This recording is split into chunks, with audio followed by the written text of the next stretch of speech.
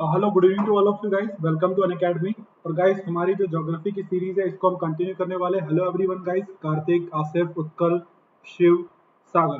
तो गाइस हम लोग आज जो टॉपिक पढ़ने वाले हैं, अगर बात करें इस टॉपिक के बारे में, तो ये हमारा जो टॉपिक हो जाएगा, ये हमारा टॉपिक हो जाएगा सॉइल के बारे में। ठीक है गाइस, हम आज सॉइल के बारे में पढ़ने वाले हैं, तो चलो स्टार्ट करते हैं सॉइल को पढ़ना। Good evening everyone, good evening Sheetal, Sagar, Shiv, Utkal, Kartik, Riya, near success, Sunny Patel, everyone guys. तो चलो यार, सबसे पहले तो आपको एक काम करना है कि कभी भी कोई भी सेशन में स्टार्ट करो उसको तुरंत शेयर कर दिया करो। ठीक है गाइस, और हम लोग अब सेशन को स्टार्ट कर लेते हैं। चलो guys, hello Hemant Sharma, good evening भाई। चलो ठीक है गाइस, हम सेशन को स्टार्ट करते हैं। और अगर मैं बात करूँ आज के सेशन की, तो देखो सबसे पहले स्टार्ट करने से पहले मैं आपको कुछ बातें बोलना चाहूंगा कि ये जो सॉइल हम पढ़ने वाले हैं ना, तो इसमें उतना ही पढ़ना जितना मैं कराऊँ। ठीक है ना, जितना मैं कराऊँ उससे ज्यादा इसमें करने का ट्राई बिल्कुल भी मत करना। ठीक है। चलो गुड इवनिंग पूजा। तो चलो हमारा सेशन अब हम स्टार्ट कर लेते हैं। फर्स्ट ऑफ ऑल गाइस, अगर मैं बात करूँ तो देखो ये मेरा कोड है, that is Anurag, sorry ANG10। इसको आप किसी भी कोर्स पे अगर अप्लाई करते हो तो आपको इंस्टेंट 10% ऑफ मिल जाएगा। देन गाइस, जो बच्चे नहीं जानते उनको बता दूं कि मेरा पॉलिटी का जो पार्ट 2 है, जिसमें आपका पूरा पॉलिटी फिनिश हो जाएगा। Good evening Amit, good evening Prashant. ये मेरा आ रहा है 2 अगस्त से, 2 अगस्त से, और ये 15 अगस्त तक चलने वाला है, और इसमें हमारा जो पॉलिटी है वो फिनिश हो जाएगा। ठीक है। तो गाइस, जो भी बच्चे प्लस में आने वाले हैं मैं उनको बता दूं, सेलेक्ट करें गोल में SSC एग्जाम। इसमें क्या होगा, आपका technical as well as non technical, चाहे आप जेई का प्रिपेयर करें, चाहे आप CGL का प्रिपेयर करें, चाहे आप CHSL का प्रिपेयर करें, सारे एग्जाम एक साथ कवर हो जाएंगे। ठीक है। आपको करना क्या है, आपको गोल में सेलेक्ट करना है क्या, SSC एग्जाम। देन जाना है कहाँ पे, गेट सब्सक्रिप्शन। आफ्टर दैट अगर गाइस मैं बात करूँ तो use code ANG11, ANG10, ANG11 both are mine, है ना। आप कोई सा भी यूज कर सकते हैं, कोई इशू नहीं, ये आपको इंस्टेंट 10% ऑफ दे देगा। अब गाइस हम बात करते हैं आज के टॉपिक की। गुड इवनिंग एवरीवन गाइस, हम लोग बात करते हैं आज के टॉपिक की। तो गाइस आज का जो हमारा टॉपिक है वो बेसिकली होने वाला है सॉइल, जिसको हम लोग क्या बोलते हैं, मृदा। यस और नो। बट इसको स्टार्ट करने से पहले मैं आपको बता दूं गाइस, कल का टाइम टेबल आपको याद रखना है गाइस। मैं चाहूंगा कि आप कल यार थोड़ा सा कष्ट उठाएं और मॉर्निंग में उठें, क्योंकि कल जो मेरा टाइम टेबल है वो थोड़ा सा ऐसा है, और मैं चाहता हूँ कि आप सारे बच्चे मुझे वहाँ पे दिखें। कल गाइस मेरा लेक्चर है 9 AM पे। ठीक है ना, 9 AM पे मेरा लेक्चर है। मैं यूट्यूब की बात कर रहा हूँ।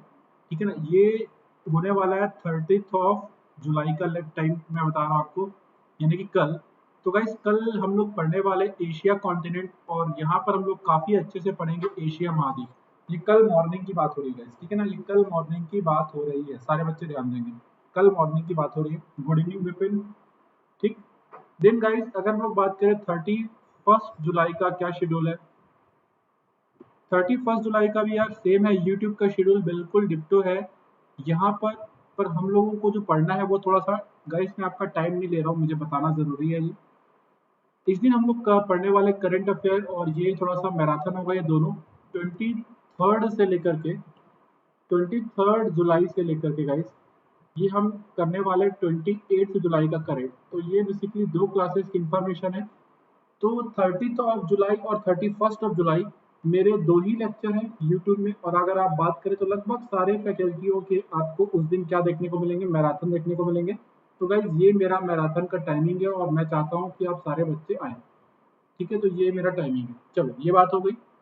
अब आज अभी हम लोग एक स्पेशल लेक्चर लिखेंगे, और अभी थोड़ी देर बाद ही है स्पेशल लेक्चर। और ये आपको देखने को मिलेगा 7 PM पे, जहाँ पर हम लोग कंटिन्यू करने वाले हैं ज्योग्राफी का प्रीवियस ईयर का MCQ।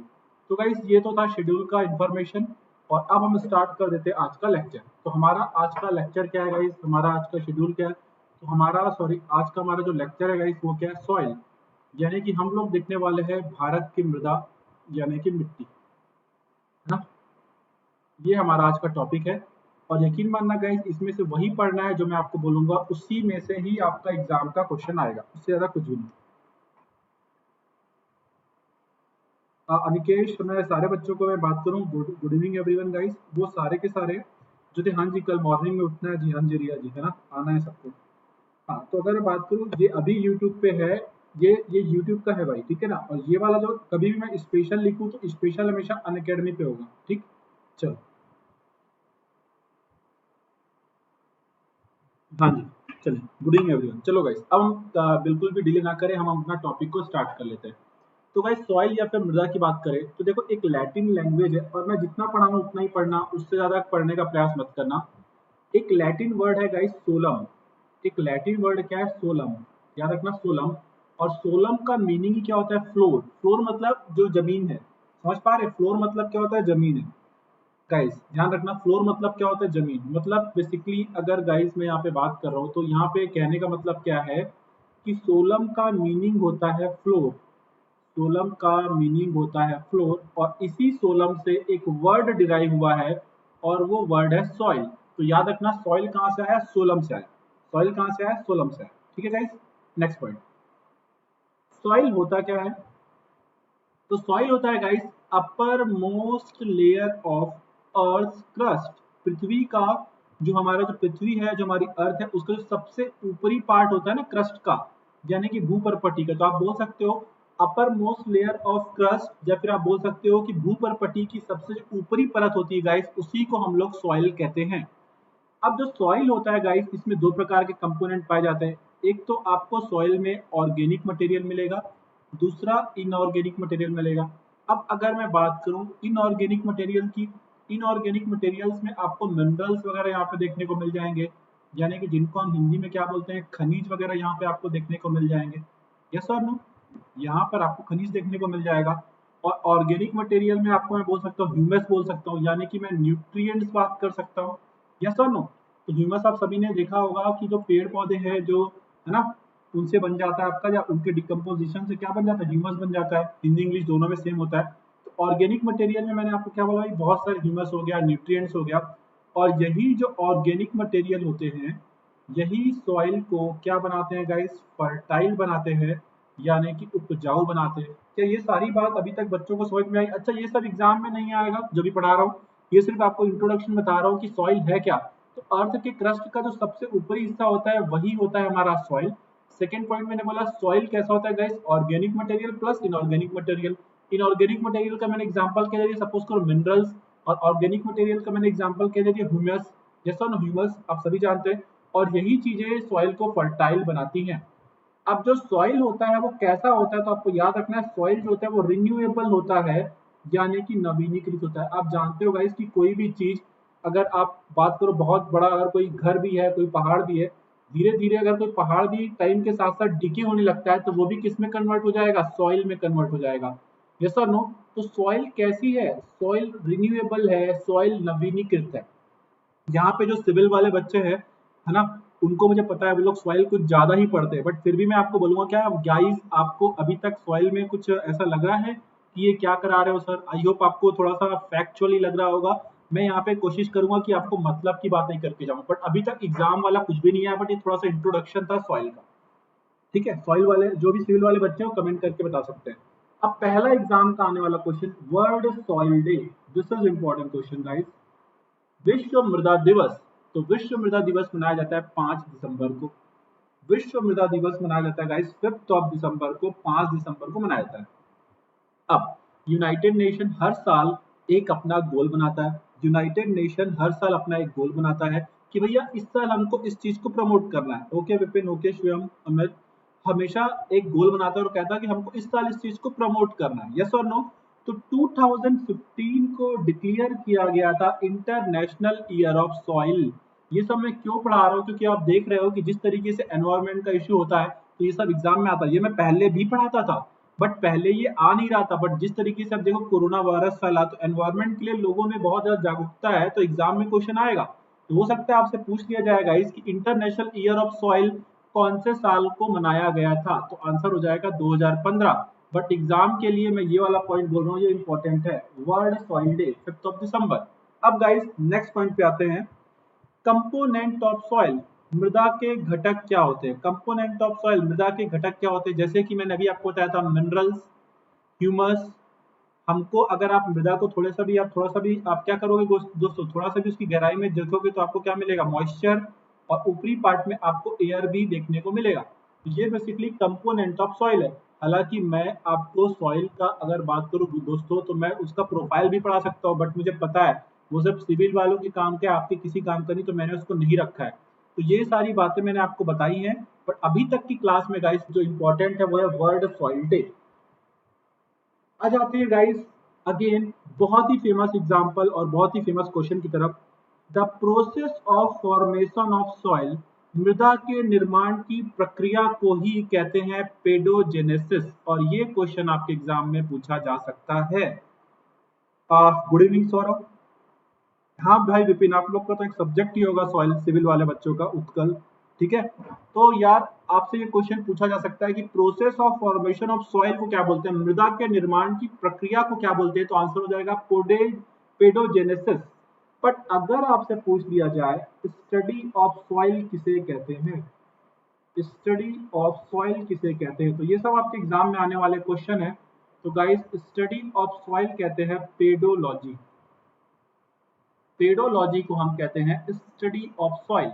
सारे बच्चे good evening everyone, good evening Himadri. अब एक बार मुझे कमेंट करके बता दो कि सर आपने अब तक जो बताया वो हमारे को समझ में आ गया, ऐसा कुछ आपने नहीं बताया कि हमको इश्यू हुआ हो। एक बार सारे बच्चे मुझे बस थम्स अप करके बता देना तो कोई इश्यू नहीं होगा। हाँ जी अमित बिल्कुल सही है, स्टडी ऑफ सॉइल को हम लोग बोलते हैं पेडोलॉजी। हाँ जी आकाश, अगर आप कुछ कहना चाहते हैं तो कहिए। स्टडी ऑफ सॉइल को हम कहते हैं पेडोलॉजी, कलर चेंज करना है तो भी बोल देना। और process of formation of soil को बोलते हैं पेडोजेनेसिस। ओके नरेश, ओके भाई, हाँ बिल्कुल। अब हम आगे बढ़ेंगे, हम थोड़ी सी बात करते हैं पीएच स्केल के बारे में। All clear? ओके शिवम, पलाश, शिव, ओके गाइस। कोई भी इश्यू हो जाए तो एक बार बोल दीजिएगा।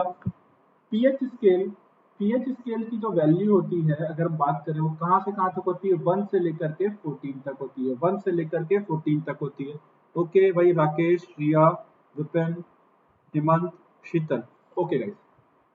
हाँ, अगर आपका पीएच वैल्यू 1 to 6 है तो सॉइल होती है एसिडिक, 7 पे कोई भी चीज न्यूट्रल होती है यानी कि उदासीन होती है, और 8 to 14 पे अगर मैं बात करूं तो सॉइल होती है एल्केलाइन। ये बताना जरूरी है, हालांकि केमिस्ट्री में आप पढ़ेंगे बट फिर भी बताना थोड़ा सा जरूरी था। अच्छा दोस्तों ये बताओ, ये वाला बैकग्राउंड तो इश्यू नहीं कर रहा ना, ये वाला बैकग्राउंड तो एकदम क्रिस्टल क्लियर होगा, है ना? अब हम चलते हैं सॉइल फॉर्मेशन की तरफ।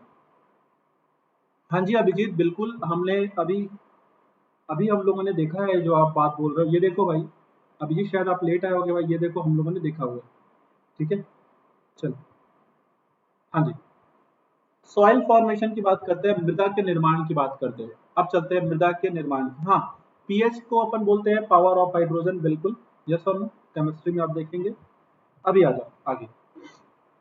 ओके दोस्तों अभी आ जाओ। मृदा के निर्माण की प्रक्रिया में आपको सिंपल सिंपल समझाता हूँ, आप लोग ध्यान देना। जैसे कि गाइस क्लाइमेट, क्लाइमेट को हिंदी में बोलते हैं जलवायु। अब आप सोचो okay guys, okay guys, Shivam, Anurag, mister Roy, Rakesh, okay okay. तो अगर मैं बात करूँ क्लाइमेट, अब देखो कभी भी समझो कि कोई रॉक है, कोई चट्टान। देखो मैं सॉइल का प्रोफाइल नहीं जा रहा हूँ क्योंकि वो आपको जरूरत नहीं है।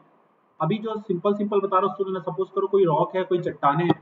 अगर इसमें बहुत ज्यादा गर्मी हो, बहुत ज्यादा ठंडी हो तो क्या होगा, एक्सपांशन होगा।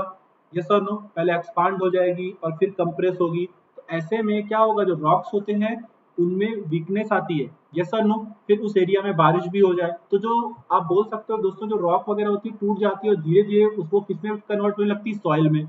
इसी तरीके से जो पेड़ों की रूट्स होती हैं, जड़ें होती हैं, जब वो नीचे जाती हैं तो वो भी चट्टानों को ब्रेक करती हैं और वही धीरे धीरे सॉइल में कन्वर्ट होगा, है ना? मैं बहुत ज्यादा डीप में नहीं जा रहा हूँ, ये मैं ऊपर ऊपर से बता रहा हूँ जितनी आपकी जरूरत है। अब जो लीव्स होते हैं, जो पत्ते होते हैं गाइस, ये भी किसमें कन्वर्ट होने लगते हैं, सॉइल में। अर्थवॉर्म किसमें कन्वर्ट होने लगते हैं, सॉइल में। ह्यूमस किसमें कन्वर्ट होने लगता है, सॉइल में। ह्यूमन एक्टिविटीज, अब इंसान ने किसी बड़े से पहाड़ वगैरह को आप बोल दो कि उड़ा दिया, धीरे धीरे वहां पे क्या हो जाएगी, वो सॉइल में कन्वर्ट हो जाएगा विथ रिस्पेक्ट टू टाइम। तो कोई भी चीज जो है वो समय के साथ धीरे धीरे सॉइल में कन्वर्ट होने लगती है। साउंड थोड़ा लो है, ओके। अभिजीत शायद आप लेट आए हो भाई, ओके मैं ब्लू बैकग्राउंड पे काम कर दूंगा। अगर मैं बात करूँ तो मैं साउंड को और ज्यादा कोशिश कर रहा हूँ, देखो अभी आई होप कि बेटर होगा। तो अगर मैं बात करूँ ठीक है ना, देखो मैं यार कोशिश कर रहा हूँ कि साउंड बेटर हो, है ना? साउंड पे मैं काम कर रहा हूँ, आई होप थोड़ा सा बेटर अभी हो गया होगा। तो ये थोड़ा सा बेसिक बेसिक मैंने आपको बताया है, किसके बारे में, ये मैंने बेसिक बेसिक बताया किसके बारे में, कि सॉइल का फॉर्मेशन कैसे होता है। बट गाइस यहाँ तक मैं एक बार कंक्लूड करूंगा आपको क्या पढ़ना है और क्या नहीं। यहाँ तक मैं अगर आपको कंक्लूड करूँ तो गाइस अभी तक आपको याद रखना है कि सॉइल रिन्यूएबल है, सॉइल वर्ल्ड सॉइल डे कब है, 5 दिसंबर, इंटरनेशनल ईयर ऑफ सॉइल याद रखना। ठीक, उसके बाद ये वाली स्लाइड याद रखना कि process of formation of soil, soil को क्या बोलते हैं, पेडोजेनेसिस, स्टडी ऑफ सॉइल को बोलते हैं पेडोलॉजी। ठीक है, इसके बाद गाइस ये वाली बात आपको बस बताई है, ये सब आपके काम का नहीं है, और सीधे आ जाना क्लासिफिकेशन ऑफ सॉइल पे, मृदा के वर्गीकरण पे। ओके रिया, ठीक है, मैं कोशिश कर रहा हूँ, हिमाद्री अनिकेश सारे बच्चे में थोड़ा कोशिश कर रहा हूँ। ठीक है, हाँ जी, ओके श्योर, मैं कोशिश कर रहा हूँ भाई कि बेटर है। मृदा का क्लासिफिकेशन, सॉइल का वर्गीकरण। तो देखो प्राचीन टाइम में, एंशियंट टाइम में सॉइल को दो पार्ट्स में डिवाइड किया गया था, उर्वरा एंड उसारा, उर्वरा एंड उसारा। और अगर गाइज मैं उर्वरा की बात करूं तो ये वो सॉइल होती है जो फर्टाइल होती है, जो फर्टाइल होती है उसको उर्वरा कहा जाता था, और जो बंजर रहती थी उसको कहा जाता था उसारा। ये क्यों बताया, ये यूपी पीएससी के असिस्टेंट जो इंजीनियर वाले एग्जाम में पूछा जा चुका है। ठीक है, और ये मैं पहले से भी पढ़ाता था, बट जब मैंने इसको देखा कि ये भाई आपके एग्जाम में भी प्रीवियस ईयर में आ चुका है, तो देख करके मुझे अच्छा लगा कि एंशियंट टाइम पीरियड में जो सॉइल है उसको दो पार्ट्स में डिवाइड करते थे। एक होती थी उर्वरा, उर्वरा मीन्स होता है गाइस फर्टाइल, और उसारा का मतलब होता है बंजर। Okay guys, okay, good evening Meenu. Okay okay, मैं बहुत लाउड बोलने का कोशिश कर रहा हूँ, आई होप बेटर होगा। Indian council of agriculture research, Indian council of agriculture research, जिसका हेड ऑफिस कहाँ पर है गाइस, न्यू दिल्ली में, न्यू दिल्ली में। अकॉर्डिंग टू दिस ऑर्गेनाइजेशन, अगर हम बात करें टाइप ऑफ सॉइल की, मृदा के प्रकार की, तो इंडिया में 8 प्रकार की सॉइल पाई जाती है, और यहीं से हमारा एग्जाम का काम चालू होता है। यस और नो, यहीं से हमारा एग्जाम का काम चालू होता है। तो बेसिकली 8 टाइप की सॉइल होती है। तो गाइस मैंने आपको पहले ही समराइज करके बता दिया, और एक इस पॉइंट को थोड़ा सा ध्यान दे देना, है ना, ये नॉर्मली एग्जाम में नहीं आएगा एसएससी के, पर अगर आप असिस्टेंट इंजीनियर वाले दे रहे हो तो खास करके एमपी यूपी इन सब एग्जाम्स में आपको देखने को मिलेगा, इवन राजस्थान में। तो इंडिया में सॉइल कितने प्रकार की होती है गाइस, आपको याद रखना है कि इंडिया में सॉइल 8 टाइप की होती है। कितने टाइप की होती है, 8 टाइप की होती है। ठीक है, अब आगे देखते हैं।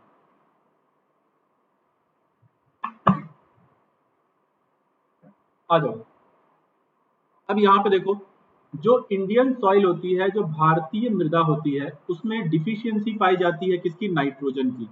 नाइट्रोजन की उसमें कमी होती है। जो सिविल वाले बच्चे हैं उनको बहुत अच्छे से पता होगा कि उनको नाइट्रोजन की कमी होती है। इसके अलावा और किस चीज की कमी होती है गाइस, ऑर्गेनिक कंपोनेंट, यानी कि जो जैविक सब्सटेंस होते हैं उनकी भी कमी होती है। ये लोअर करके रखा है, इसका मतलब है कि भाई कमी होती है ना, इंडियन सॉइल में नाइट्रोजन की कमी है और ऑर्गेनिक कंटेंट की कमी है। और गाइस ये पॉइंट आपके एग्जाम का है कि हमारे यहाँ पे जो फर्टिलाइजर होते हैं, जो उर्वरक होते हैं, है ना, तो आपने देखा नाइट्रोजन की कमी है, इसी तरीके से गाइस फास्फोरस वगैरह की भी कमी है, पोटेशियम की भी है, बट उतनी नहीं, पर सबसे ज्यादा नाइट्रोजन की कमी है और ऑर्गेनिक कंटेंट की। ठीक है, तो जितने भी फर्टिलाइजर होते हैं, यानी कि गाइस जितने भी उर्वरक होते हैं, ये आपसे पूछा जाता है, कई बार पूछा गया है, उसमें नाइट्रोजन, फास्फोरस और पोटेशियम का रेशियो क्या होता है गाइस, तो याद रखना 4:2:1, 4:2:1। बट अगर गाइस पल्सेस की बात करें, हम पल्सेस की बात करें, तो वहां पे ये रेशियो हो जाता है 1:2:1। क्यों, क्योंकि आप जानते हो ऐसे जो पेड़ पौधे होते हैं वो खुद ही नाइट्रोजन रिलीज करते हैं उनकी जड़ों से। तो ऐसे में आप जानते हो अगर किसी भी चीज में एक्सेस हो जाए, किसी भी चीज की ज्यादा हो जाए तो भी नुकसान करेगा, कम हो जाए तो भी नुकसान करेगा। तो याद रखना गाइस, पल्सेस वगैरह के लिए ये रेशियो क्या होता है, 1:2:1। यस और नो, हाँ जी, बिल्कुल बिल्कुल रिया जी, बिल्कुल सही कहा आपने। हाँ जी, मैं उसी की बात कर रहा हूँ, है ना, इसलिए मैंने देखो यहाँ पे क्या लिख दिया, 1:2:1। बट अदर जो भी आपके बात करें क्रॉप होंगी, उनमें जो आप यूज करोगे वो होगा 4:2:1। हाँ जी, आई होप गाइस ये आप लोगों को समझ में आई होगी बातें, क्योंकि ये एग्जाम में पूछी जाती हैं। तो देखो मैंने ऐसे ही कंपाइल करा है इसको कि आपके एग्जाम में क्वेश्चन फंसे। अब हम अपनी पहली सॉइल की तरफ पढ़ेंगे, पहली सॉइल की तरफ पढ़ेंगे, और हमारी गाइस जो फर्स्ट सॉइल है वो कौन सी है, वो एलुवियल सॉइल। और एलुवियल सॉइल को हम हिंदी में कहते हैं जलोढ़ मृदा। क्या बोलते हैं, जलोढ़ मृदा। क्या बोलते हैं गाइस, जलोढ़ मृदा। अब सबसे पहले तो एलुवियल सॉइल के टाइप जो है ये आपको याद होने चाहिए, और ऑलरेडी डिस्कस्ड है कि एलुवियल सॉइल दो टाइप की होती है। First one is khadar, second one is bangar. और अगर मैं बात करूं खादर के बारे में तो इसके बारे में आपको पता है, this is more fertile than bangar. Yes और नो? और ये क्या होते हैं प्लीज अब मत पूछना, क्योंकि ऑलरेडी मैं ये पढ़ा चुका हूं बहुत डिटेल में कि ये बहुत ज्यादा फर्टाइल होते हैं गाइस, बहुत ज्यादा। भाई सौरभ, ये तो केमिकल कंपोजिशन से पता चला कि नाइट्रोजन की कमी है। अब इसमें यार मैं नहीं बोल सकता ना। अब कोई बच्चा जो होता है ना, वो काला होता है, कोई गोरा होता है, तो इसके पीछे तो चलो ठीक है, फिर भी डीएनए वगैरह है। बट बात करो, अगर हम लोग बात करें कि भाई अगर कोई जानवर पैदा हो गया, कोई कोई समझ पा रहे हो, कोई इंसान पैदा हो गया, तो इसके पीछे कोई रीजन नहीं है। तो जब हमारी सॉइल का डायग्नोसिस किया गया तो ये पाया गया कि भाई इसकी कमी है। अब ये तो ऐसा ही है कि मेरा नाम अनुराग है और आपका नाम सौरभ है। बात समझ पा रहे हो भाई? ये एनालिसिस करके पता लगाया गया कि इंडिया की मिट्टी में इसकी कमी है। अगर सिविल वाले बच्चे हैं तो वो मेरा साथ दे सकते हैं कि हाँ सर आप सही जा रहे हो। यस और नो? हाँ जी, बांगर ओल्ड सॉइल है, हम पढ़ चुके हैं, और खादर न्यू सॉइल है। ये बातें हम सब लोग जानते हैं बहुत अच्छे से। सिविल वाले बच्चों से मैं चाहूंगा कि वो एक्नॉलेज करते जाएं, ठीक है ना, क्योंकि वो यार सॉइल नाम का पूरा एक वही पढ़ते हैं। हाँ जी। ओके भाई। भाई अगर मैं बात करूं, मैंने यहाँ पे एरिया लिख दिया, मैप तो मैंने ऑलरेडी आप लोग को बहुत बार बताया, क्योंकि यहाँ पे सिर्फ आपको फैक्ट याद करना है। जैसा कि शीतल ने भी 40% वाला बोला, ये क्वेश्चन एग्जाम में आता है। इंडिया में सबसे बड़ी मात्रा में कौन सी सॉइल मिलती है? मैं आपको एरिया लिखाऊंगा, टेंशन मत लेना। इंडिया में सबसे ज्यादा जो सॉइल मिलती है वो कौन सी है? एलुवियल सॉइल, और वो 40% एरिया में पाई जाती है। अब जो बच्चा पेपर लगाता है उसको ये दोनों पॉइंट से क्वेश्चन एग्जाम में देखने को मिलेगा। ओके सोर्सी जी, ठीक है ना? ओके, ग्रीन कलर चेंज करना ये अपन कर सकते हैं, पेन का कलर अपन तुरंत चेंज कर सकते हैं, उसमें कोई इश्यू नहीं है। ठीक है, आप लोग बता देना कि कौन सा कलर बेटर है। आई थिंक ये कलर तो सूट कर जाएगा, तो मैं ये वाला कलर यूज कर लेता हूँ। ठीक, चलो। सौरभ भाई टेंशन मत लो यार, देखो यहाँ पे मैं ये कर रहा हूँ, बस ट्राई ये कर रहा हूँ कि क्या बोलते हैं, आपको वो चीजें करा दूँ जो आपके काम की हैं। ठीक है, सारे बच्चे देखो ये कलर सूट करेगा ना? ओके नरेश, आप लोग पढ़ते हो, ये कलर तो सूट कर जाएगा, इसमें तो कोई इश्यू नहीं। कलर मेरे हाथ में है, अभी बैकग्राउंड मेरे हाथ में नहीं, बट कलर मेरे हाथ में है। हाँ जी। और किसी बच्चे ने कुछ कहा है तो मैं आपके कमेंट ही देख लेता हूँ। हाँ सारे बच्चे। ओके। डन।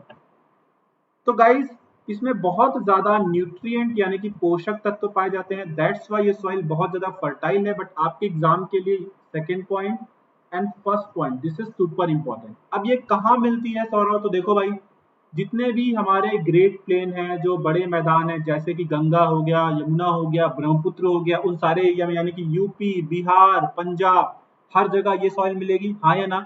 अगर मैंने ग्रेट प्लेन लिख दिया भाई, तो आप आराम से बोल सकते हो कि चाहे वो यूपी हो जाए, यस और नो, चाहे वो आपका बिहार हो जाए, ठीक है, ऊपर का जो पोर्शन हो जाएगा आपका राजस्थान वाला, वहां पर भी होगा, यस और नो, चाहे वो आपका पंजाब हो जाए। ठीक है, तो आप भाई मैंने ऐसी चीजें लिखी कि आप अंदाजा लगा सकते हो, यस और नो। तो इन सब जगह पर आपको एलुवियल सॉइल देखने को मिलती है। ओके, ठीक है ना? तो अभी नहीं भाई सौरभ, मेरे को कोई भी कलर पसंद नहीं, सब चलता है, बस आप लोग को दिखे। ओके शीतल, ठीक है ना? किसी भी को कोई भी इशू तो बता देना। इस कलर से तो इशू नहीं आ रहा ना, किसी को बता देना।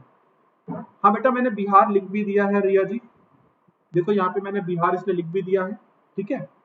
हाँ, ईस्टर्न कोस्ट यानी कि पूर्वी तट। अब देखो पूर्वी तट में बहुत सारी नदियां हैं जो डेल्टा बनाती हैं, जैसे कि गाइस बताओ, गोदावरी, यस और नो, गोदावरी।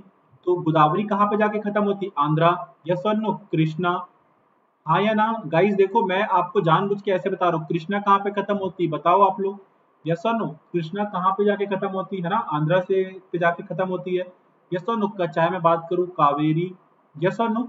तो जो भी नदियां डेल्टा बनाती हैं उस रीजन में भी आपको एलुवियल सॉइल देखने को मिलेगी। तो गाइस मैंने यहाँ पे मैप नहीं बनाया, बट मैं आपको एरिया दिखा सकता हूँ, क्योंकि मैंने पहले आपको मैप में बहुत कुछ बता रखा है। और देखो मैं कितना स्लो पढ़ा रहा हूँ कि आपको समझ में आए। ठीक है guys? Okay guys, okay Vipin, Ankit, Riya, Shivam, Amit, Shivam, Jyotiraj, okay guys, ठीक है।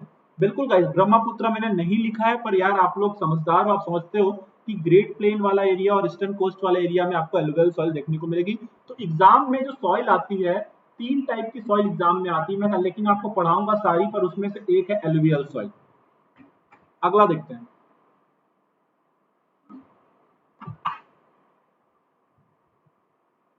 ओके बेटा, ओके माधुरी, ठीक है। अब अगर मैं बात करूं ये सॉइल बनती कैसी है? तो गाइस हमने पढ़ा था due to deposition of river sediments, नदियां जो सेडिमेंट्स यानी कि अवसाद को बहाकर लाती है उनसे ये मिट्टी बनती है। ये एक क्वेश्चन आप और याद रखना। इसके अलावा गाइस पॉइंट नंबर ये जो है ये रिच होती है पोटास में फास्फोरस में, आपके काम का नहीं है। ये पुअर होती है नाइट्रोजन में और ऑर्गेनिक कंटेंट में, ये भी आपके काम का नहीं, आपके एग्जाम में नहीं आएगा। बट हाँ फसलें की बात करें ये भी आपसे नहीं पूछता, पर आपको बता दूं कि ये ऐसी सॉइल है जो हर प्रकार की फसल को बहुत अच्छे से उगा सकती है। पर यहाँ पे जो मेन फसलें हैं गेहूं हो गया, चावल हो गया, गन्ना हो गया इत्यादि एक्सेट्रा। तो गाइस यहाँ पर आपको क्या क्या याद रखना था? Point number 1, point number 2, point number 3, और ये तो आप अपने आप समझ जाओगे, इसको रटने की जरूरत नहीं है। और पॉइंट नंबर दिस वन। इसके अलावा कुछ भी आपके काम का नहीं है गाइस, कुछ भी आपके काम का नहीं है। ठीक है, फिर भी मैंने आपको यहाँ पे लिख करके दे दिया है, बट आपके काम का कुछ भी नहीं है। ओके गाइस, किसी को कुछ भी इश्यू हो जाए तो एक बार मुझे बस बोल देना, मैं रिपीट कर दूंगा। नेक्स्ट सॉइल हमारी हो जाएगी black soil, and this is again a important soil जिसको हम काली मिट्टी के नाम से जानते हैं। ब्लैक सॉइल को हम क्या बोलते हैं? काली मिट्टी के नाम से जानते हैं।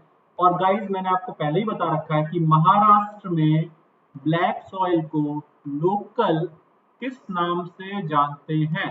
This is super important question कि ब्लैक सॉइल को ही क्या कहा जाता है गाइस? रेगूर कहा जाता है। ब्लैक सॉइल को ही क्या कहा जाता है? रेगूर के नाम से जानते हैं गाइस। और एमपी का मालवा रीजन काफी ज्यादा आपको ब्लैक सॉइल देखने को मिलेगा। इसके अलावा चाहे वो गुजरात का सौराष्ट्र हो, कृष्णा गोदावरी हो, इवन गाइस डेक्कन का जो एरिया है वहां पे काफी ज्यादा, खास करके जो डेक्कन ट्रैप था, यस और नो, डेक्कन ट्रैप वाला जो एरिया था जो कि आपको महाराष्ट्र में दिखता है, तो काफी ज्यादा आपको देखने को ये सॉइल देखने को मिलती है। यस और नो। और गाइस इसके लिए खास बात ये है, आपको ध्यान रखना है कि दिस इज वॉल्केनिक सॉइल। ये कैसी सॉइल है? ये ज्वालामुखी से निर्मित मृदा है, ज्वालामुखी से निर्मित मृदा है। और ऐसा क्यों, तो मैं आपको बताता हूं। देखो, अगर हम बात करें, नीचे था मैग्मा, नीचे था मैग्मा, ठीक, ऊपर आकर के यही मैग्मा क्या कहलाया? तो हमने पढ़ा था ऊपर आकर के यही मैग्मा कहलाया था लावा। अब होगा क्या? जब ये लावा जो ऊपर आया था धीरे धीरे ये ठंडा हो जाएगा, लावा धीरे धीरे ठंडा हो जाएगा और ये जम जाएगा तो चट्टाने बन जाएंगी। और इसी के टूटने से जो सॉइल बनती है वो सॉइल होती है गाइस ब्लैक सॉइल। कल हमने इग्नियस रॉक पढ़े थे, तो जो इग्नियस रॉक वगैरह होते हैं उनके ब्रेक होने से आपको ये सॉइल देखने को मिलती है ब्लैक सॉइल। अभी क्यों? क्योंकि याद करो गाइस, कोर में आपको निकल और आयरन दोनों मिल रहा था, और जो आयरन है वो ऊपर आया और उसी आयरन के कारण ही, बेसिकली मैग्नेटाइट के कारण ही इसका कलर कैसा बना? ब्लैक बना गाइस। तो आई होप ये बात आप समझ पा रहे होंगे कि इस ब्लैक सॉइल का कारण, ब्लैक दिखने का कारण क्या? आयरन है, आयरन है। यस और नो, बिल्कुल डेक्कन प्लेट्यू वाले एरिया में मिलेगी। यस और नो, तभी तो आपको कृष्णा भी देखने को मिल रहा है, गोदावरी की भी जो घाटी देखने को मिल रही है। ठीक है गाइस, कहीं पर कोई इश्यू आ जाए तो तुरंत बता देना गाइस। तो ब्लैक कलर का रीजन क्या है? मैग्नेटाइट आप बोल सकते हो, मैग्नेटाइट ब्लैक कलर का रीजन बोल सकते हो आप। अब गाइस अगला वाला पॉइंट जो है अब तक नहीं आया, पर मुझे लगता है कि ये कभी भी एग्जाम में आ सकता है। ब्लैक सॉइल की खास बात होती है, इसमें होती है self flowing property. Self flowing property मतलब ये मिट्टी खुद को जोत सकती है। ऐसा कैसे? सेल्फ फ्लोइंग प्रॉपर्टी मतलब ये मिट्टी खुद को जोत सकती है। ऐसा कैसे कर सकती है गाइस? कैसे कर सकती बताओ? तो आपने देखा होगा कि जब इस मिट्टी में पानी डाला जाता है तो ये पानी को, वाटर को एब्जॉर्ब कर लेती है और इसका वॉल्यूम इंक्रीज हो जाता है, ये फूल जाती है। बट जब ये ड्राई होती है, सूख जाती है, तो ये श्रिंक करती है। श्रिंक करती मतलब देखो, पहले ये फैली और जब सूखेगी तो ड्राई आई, और ऐसा करने पर यहाँ पर देखने को मिलते हैं क्रैक। क्या देखने को मिलते हैं? क्रैक्स। इसका मतलब क्या हुआ? इस मिट्टी ने खुद को क्या कर लिया? प्लो कर लिया, यानी कि खुद को जोत लिया। तो कौन सी ऐसी मिट्टी है जिसमें सेल्फ फ्लोइंग प्रॉपर्टी पाई जाती है, जो खुद को जोत सकती है? तो आंसर हो जाएगा guys black soil. Black soil के बारे में सबसे इंपॉर्टेंट बात क्या है? इसको हम कहते हैं कॉटन सॉइल, कपासी मिट्टी हम इसे कहते हैं, क्योंकि इसमें सबसे ज्यादा कपास यानी कि कॉटन होता है। गुड इवनिंग तेजा पनी। इसमें सबसे ज्यादा कपास यानी कि कॉटन होता है, दैट्स व्हाई इसको हम कॉटन सॉइल बोलते हैं। अब गाइस ये जो रिच है, पुअर है, ये आपके एग्जाम में नहीं आता, चाहे आप पूरा पेपर उठा करके देख लो। बट इसकी क्रॉप पे आप थोड़ा सा ध्यान दे देना, क्योंकि इसकी क्रॉप में इंपॉर्टेंट है कॉटन, और जितने भी खट्टे फल हैं वो भी आपको इस सॉइल से देखने को मिलेंगे। बिल्कुल ब्लैक सॉइल, बिल्कुल guys, है ना।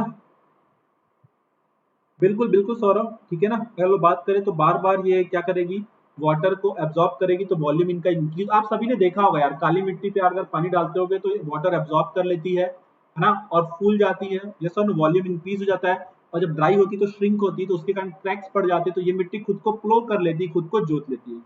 ओके बेटा, ओके सरोशी, सोरसी सॉरी, ओके, कोई नहीं भाई, लेट हो गया, कोई बात नहीं, है ना।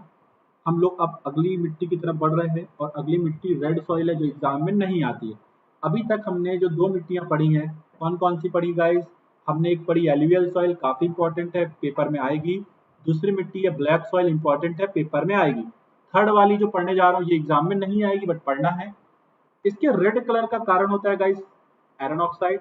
ये रिच होती पोटाश में, पुअर होती nitrogen, phosphorus and organic content में, काम की नहीं है। इसमें जो फसलें होती है गेहूं, चावल और मोटे अनाज, ये भी आपके काम का नहीं है। ये मिट्टी पाई जाती है पूर्वी छत्तीसगढ़ में, तेलंगाना में, तमिलनाडु में, उड़ीसा में, और छोटा नागपुर के पठार में। छोटा नागपुर के पठार में जब आप लोग मैप देखोगे तो आपको बहुत ज्यादा देखने को मिलेगा, बट गाइस ये एग्जाम में आपको देखने को नहीं मिलती है। ये आपको एग्जाम में देखने को नहीं मिलती है, मैंने इसको एग्जाम में ज्यादा नहीं देखा। आपके एग्जाम में तीन मिट्टी आती हैं, alluvial, black and laterite. Alluvial, black and laterite, तीन टाइप की मिट्टी आपको मालूम होनी चाहिए, ठीक है ना। आई होप गाइस आप लोग को ये समझ में आ गया होगा अब तक मैंने जो भी बात बताई है। देखो यहाँ पे मैंने मैप नहीं बनाया है जानबूझ के, क्योंकि मुझे पता है मैप का मैं बहुत आइडिया आपको दे चुका हूँ, अब तो मैं आपको थोड़ा थोड़ा बस बताता चला जा रहा हूँ, और आपको आई होप समझ में भी आ रहा होगा। हाँ जी बिल्कुल, आयरन का ऑक्साइड मिलता है, बिल्कुल अमित, ठीक है जी। अब अपन डालते हैं हेडिंग फोर्थ वन यहाँ पे यार। हाँ, हेडिंग डालना पड़ेगा यहाँ पे फोर्थ वन। फोर्थ वन की हेडिंग डाल लेते हैं गाइस, है ना। ये स्लाइड नहीं बन पाई, ठीक है, तो इसको अपन यहाँ पे ऐसे समझ लेते हैं, बाकी की स्लाइड्स रेडी है। लेटेराइट सॉइल, और इसको इंग्लिश में हिंदी में दोनों में ही क्या बोलेंगे, लेटेराइट सॉइल। हिंदी में इसको बोलेंगे लेटेराइट मृदा।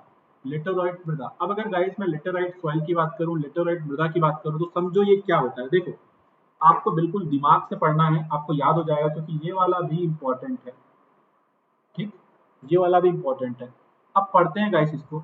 लेटेराइट सॉइल जो है उन एरिया में मिलती है जहां पर रेनफॉल, जहां पर रेनफॉल काफी ज्यादा होता है, जहां पर रेनफॉल काफी ज्यादा होता है, उन एरियाज में हमको लेटेराइट सॉइल मिलती है। यस और नो। अगर रेनफॉल ज्यादा हो रहा है गाइस, रेनफॉल ज्यादा हो रहा है, तो आप अंदाजा लगाओ कहाँ कहाँ पे मिल सकती है। ये मिट्टी हमको मिल सकती है वेस्टर्न घाट, यस और नो। और वेस्टर्न घाट में अगर मैं बात करूं मेनली कहाँ कहाँ पे, केरला, यस और नो, ध्यान देना सारे के बच्चे। मेनली मैं बात करूं केरला, या फिर मैं बात करूं किसकी, कर्नाटक, यस और नो। और अगर आपसे पूछ लिया कि इंडिया में कौन से स्टेट में सबसे ज्यादा लेटेराइट सॉइल है, तो गाइस याद रखना कर्नाटक में मैक्सिमम पाई जाती है, और इसी मिट्टी में कॉफी की खेती भी होती है। ध्यान रखना है सारे बच्चों को, रेनफॉल ज्यादा तो लेटेराइट मिट्टी। अच्छा, ऐसी अगर मैं यहाँ पे मेघालय लिख दूं तो कोई दिक्कत है क्या? आई होप किसी बच्चे को कोई दिक्कत नहीं होगा। क्यों? क्योंकि वहां पे तो सबसे ज्यादा बारिश होती है इंडिया में, वहां पर तो सबसे ज्यादा बारिश होती है इंडिया में। आ, हाँ जी शिवम, कुछ इशू है क्या? लास्ट पॉइंट नहीं दिख रहा।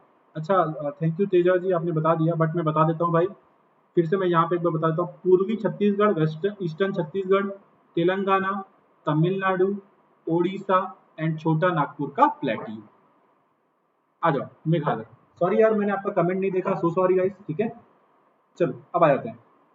तो यहाँ पर आपको कॉन्सेप्ट समझ में आया। रेनफॉल ज्यादा तो लेटेराइट सॉइल, और रेनफॉल ज्यादा कहाँ होती है, वेस्टर्न घाट, मेघालय, इन एरिया में देखने को मिलती है। यस सर, यहाँ पे आपको लेटेराइट सॉइल मिलती है। अब guys this is super important question, this is super important question. एक क्वेश्चन आता है कि कौन सी मिट्टी है जो लीचिंग इफेक्ट के कारण बनती है, और लीचिंग इफेक्ट को हम कहते हैं निच्छालन। लीचिंग इफेक्ट को हम लोग कहते हैं निच्छालन। अब समझते हैं कि ये लीचिंग इफेक्ट क्या होता है। लीचिंग इफेक्ट क्या होता है गाइस, ये इंपॉर्टेंट है। बिल्कुल, गारो खांसी जयंतिया, बिल्कुल गाइस, बिल्कुल सही कहा। शिवम अभी तो ठीक है ना भाई? ठीक है, अभी किसी को कोई इश्यू है तो बता देना, ठीक है ना सारे बच्चे? हाँ, चलो देखो, जब हैवी रेनफॉल होगी, जब हैवी रेनफॉल होगी गाइस, जब हैवी रेनफॉल होगी तो क्या होगा, सिलिका और लाइम ये डाउनवर्ड्स मूवमेंट कर रहे हैं, ये डाउनवर्ड्स मूवमेंट कर रहे हैं, और कभी भी न्यूट्रिएंट्स का, पोषक तत्वों का नीचे की तरफ मूवमेंट करना ही कहलाता है क्या, लीचिंग यानी कि निच्छालन। अब ऐसे में क्या हो रहा है, सिलिका और लाइम की इसमें कमी हो जाएगी, और इसमें ऊपर वाले पोर्शन में काफी ज्यादा देखने को मिलेंगे एल्यूमिनियम एंड आयरन के ऑक्साइड, एल्यूमिनियम एंड आयरन के ऑक्साइड, और इसका कलर ब्रिक्स के जैसा हो जाता है, ईंटों के जैसा हो जाता है, और ईंटों के जैसे कलर को ही लेटेराइट ही कहते हैं।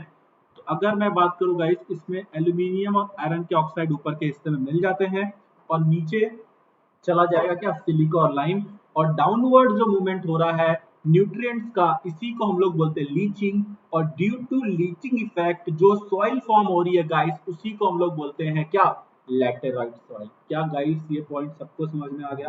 This is super important question, ये क्वेश्चन एग्जाम में आता है, चाहो तो आप पेपर उठा करके देख लेते हो, और जो आपको मैं पढ़ा रहा हूँ ये सब एग्जाम में आएगा। अब गाइस देखो, जिस भी एरिया में रेनफॉल ज्यादा होती है तो वहां पर टेम्परेचर लो होता है, और ऐसे एरिया में जो सॉइल होती है वो एसिडिक होती है, एसिडिक होती है। तो अगर आप प्रोडक्शन करना चाहते हो, अगर आप उत्पादन करना चाहते हो, तो आपको ऐसी मिट्टी में लाइम यानी कि चूना मिलाना पड़ेगा। तो मैंने अभी आपको बताया ये मिट्टियां रिच होती हैं ऑक्साइड में, किसके, एल्यूमिनियम के और आयरन के, और पुअर होती है, आप देख सकते हो। बट गाइस ये इंपॉर्टेंट है, ये कॉफी में नंबर वन कौन है बताओ, कर्नाटक। क्यों? क्योंकि वेस्टर्न घाट में। रबर में इंडिया में नंबर वन कौन है, अपन ने पढ़ा था, केरला। यस और नो?